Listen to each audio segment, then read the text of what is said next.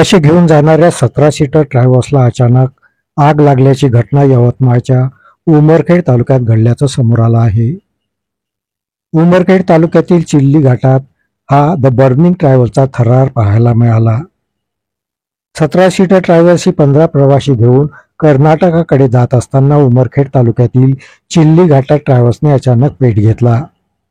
ट्रॅव्हल्सला आग लागल्याचं लक्षात येताच चालकाने प्रसंगावधान दाखवत ट्रॅव्हल्स रस्त्यावर थांबवून प्रवाशांना ट्रॅव्हल्समधून खाली उतरवले.